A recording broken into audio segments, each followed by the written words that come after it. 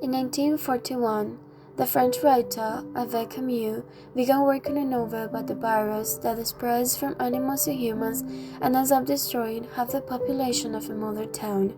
It was called La Peste, published in 1847 and described as the greatest European novel of the post-war period. Albert Camus was born in 1913 in French Algeria.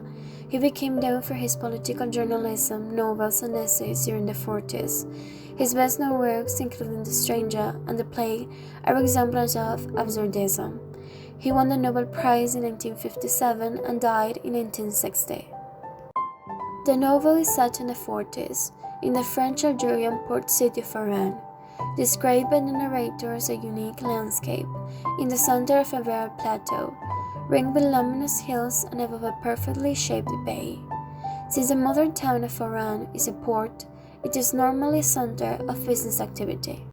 Dr. Bernard Rieu is the narrator and main character of the novel, a doctor who is the first to notify the authorities of the plague and urge them to take action. He chronicles what happens in Iran as a result of the plague and considers the nature and effects of human suffering. Jean Tarou is a visitor to Iran, who is trapped there when the plague begins. He enriches Dr. Rieu's account with details he records in his journal. Tarou, who is more philosophical and an atheist, forms a volunteer anti-plague effort and works just as hard as Dr. Rieu. Joseph Grant is an elderly municipal clerk of Iran who has never been promoted from his low-ranking job. His marriage fell into loveless routine, and his wife left him. Grant struggles constantly with trying to express himself and suffers over trying to find the right words. Raymond Ramba is a journalist from Paris. He comes to Iran to research the sanitary conditions in the Arab population, but the sudden, unexpected quarantine of Iran traps him in the city. He desperately struggles to find some method of escape from Iran to rejoin his wife in Paris. Qatar is a sinister man who committed an unknown crime in the past and so lives in a constant state of paranoia and fear of arrest and punishment. He is the only citizen of Iran who welcomes a plague, since the police are too busy to arrest him and he no longer has to suffer alone. Father Panalou is a Jesuit priest in Iran. Early during the epidemic, he delivers a sermon to his confused, frightened congregation, declaring that the plague is a God-sent punishment for their sins. As the plague rages on, he modifies his stance, seeing the plague as a supreme test of faith. In the Algerian city of Oran, Dr. Bernard Rieu notices the sudden appearance of dying rats around town, and soon thousands of rats are coming out into the open to die.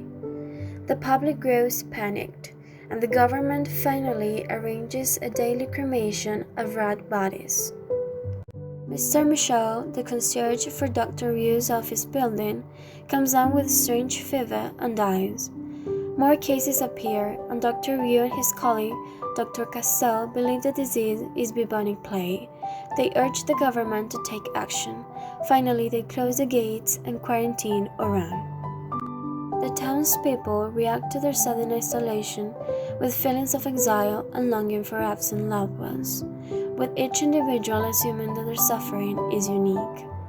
Grant explains to Dr. Rieu why his marriage failed, and Ramba is determined to escape Iran in order to rejoin his wife. Father Panalou delivers a sermon declaring that the plague is a divine punishment for Oran's sins. Outside, the mood of Iran drifts towards hysteria. Some people try to escape, and there are scenes of violence. The public spends extravagantly on costly meals and expensive wines at restaurants. Tarou organizes an anti-plague sanitation league, and many volunteers join to help. Ramba finalizes his escape plan with Qatar's help, but when he learns that Dr. Rieu is also separating from his wife, who is ill in a sanitarium, he decides to stay and join the sanitation league. After several months, the public loses the selfishness in their suffering and recognizes the plague as a collective disaster.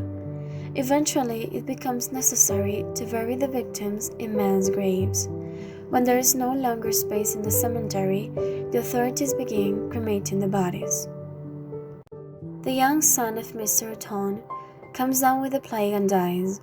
Penelue is shaken by the child's death, and he delivers a second sermon, declaring that the horrors of plague leave the choice to believe everything or deny everything. Penelue falls ill and dies soon afterwards. Grant falls ill with the plague, but then he makes a miraculous recovery. Other patients recover as well, and soon the epidemic is on the retreat. But then Tarrou falls ill. After a long struggle against the disease, he dies, and Riou receives a telegram reporting his wife's death. The townspeople slowly regain their hope and begin to celebrate. Cotai is upset by the end of the plague. He goes mad and starts firing again into the street until he is arrested. Grant writes a letter to his ex-wife and resumes work on his book. Rambais's wife joins with him in Oran. Finally, the people quickly return to their normal lives. Dr. Riou reveals himself as the narrator of the chronicle, which he wrote as a testament to the victims of the plague. He knows a victory over the plague is only temporary, as the bacillus microbe can lie dormant for years. In my opinion, Albert Camus' story can be compared with the times we are living now. The plague should remind us that we can never be mentally or fully prepared for pandemics, and also how important are the empathy, the human spirit, and more than anything, the human decency.